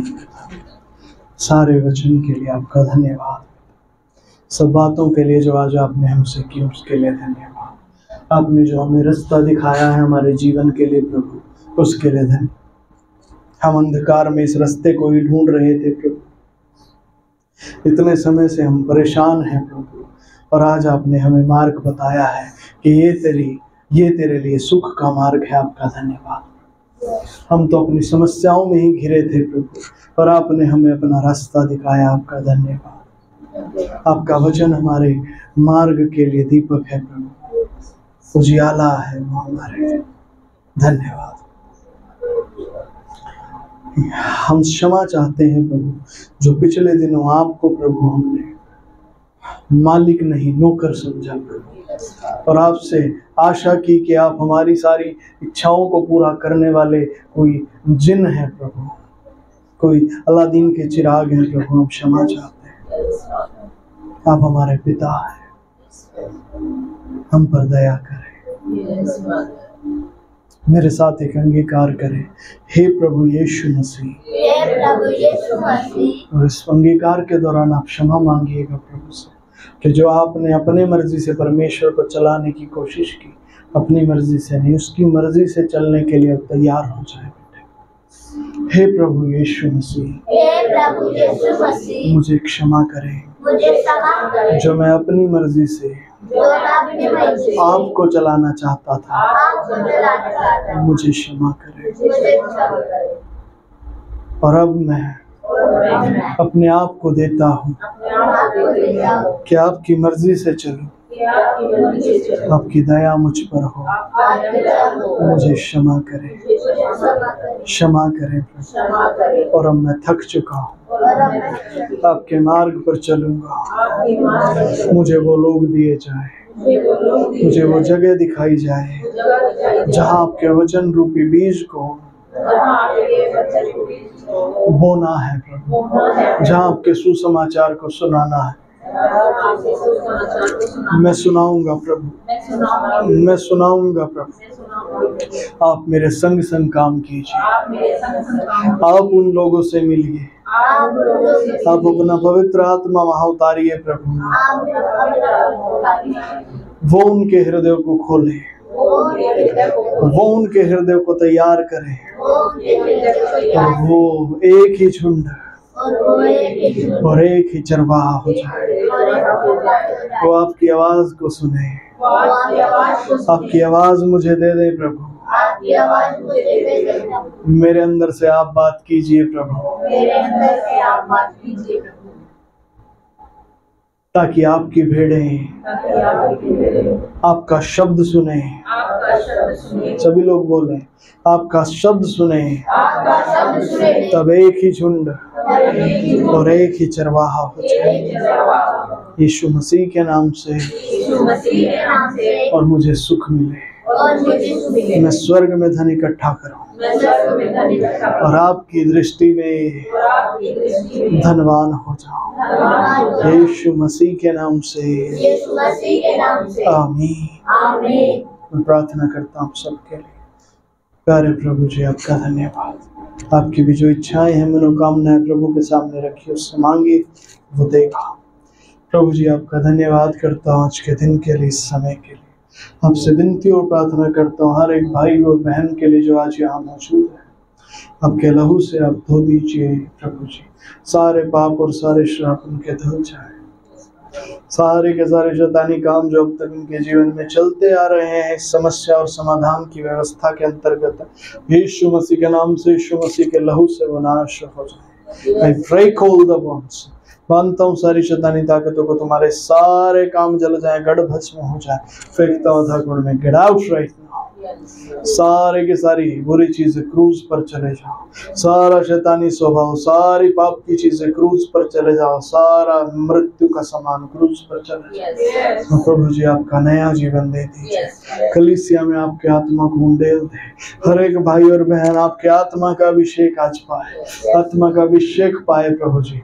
वो आपका अभिषेक पाए प्रभु, वो आपका अभिषेक पाए, ताकि नए जीवन में नए जीवन सी की चाल चलने लगे। वो आपके राज्य और धर्म का सुसमाचार सुनाने लगे। ओ प्रभु जी, उसके द्वारा बेदारी ला दी जाए। आप उसके संग रहिए, आप उसकी मदद कीजिए, आप उसे याद दिलाए प्रभु, जगह जगह पर कहाँ कहाँ कैसे कैसे समाचार सुनाना है। वो अपनी समस्याओं में फंस के ना रहे, वो दूसरों को निकाले और आप उन्हें निकाले प्रभु। आप उन्हें निकालते जाए, वो दूसरों को निकालते जाए, आप उन्हें निकालते जाए। मैं आपसे मांगता हूँ एक चाल चलन, आपके पवित्र चाल चलन यहाँ आ जाए। धन्यवाद प्रभु जी। पवित्र आत्मा जी, आपका ये काम यहाँ स्थापित हो, यीशु मसीह के नाम से। आमीन आमीन आमीन आमीन। Hallelujah hallelujah hallelujah. धन्यवाद। सभी को जय मसीह की।